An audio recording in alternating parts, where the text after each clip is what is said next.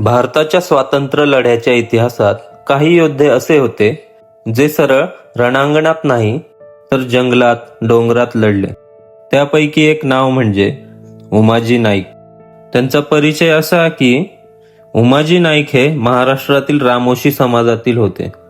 त्या काळात रामोशी लोकांना ब्रिटिशांनी गुन्हेगार म्हणून पाहिलं, पण उमाजी नाईक वेगळे होते. त्यांना अन्याय सहन होत नव्हता. उमाजी नाईकांनी ब्रिटिशांविरुद्ध बंड पुकारले, पण त्यांची लढाई वेगळी होती. ते गनिमी कावा वापरत होते. अचानक हल्ला आणि लगेच गायब. ब्रिटिश सैन्य गोंधळून जायचं. ते श्रीमंतांकडून पैसे घेऊन गरिबांना मदत करत होते, म्हणून लोक त्यांना आपला माणूस मानायचे. ब्रिटिश सरकार इतकी घाबरली होती, त्यांनी उमाजी नाईकांवर मोठं बक्षीस जाहीर केलं. पण कोणीही त्यांना पकडू शकत नव्हतं, कारण लोक त्यांना लपवत होते. पण प्रत्येक मोठ्या योद्ध्याच्या आयुष्यात एक काळोखाचा क्षण येतोच.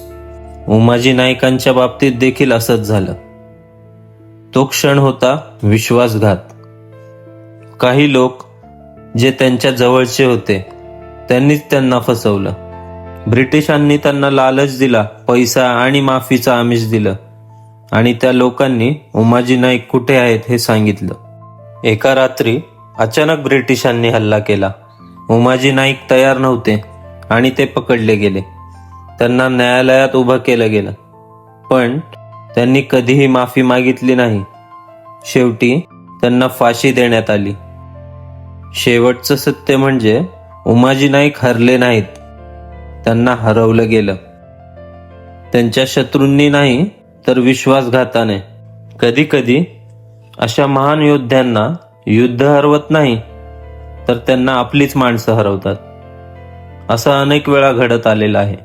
जर तुम्हाला ही गोष्ट आवडली असेल तर नक्की कमेंट करा, लाईक करा, शेअर करा आणि सबस्क्राईब करा. धन्यवाद.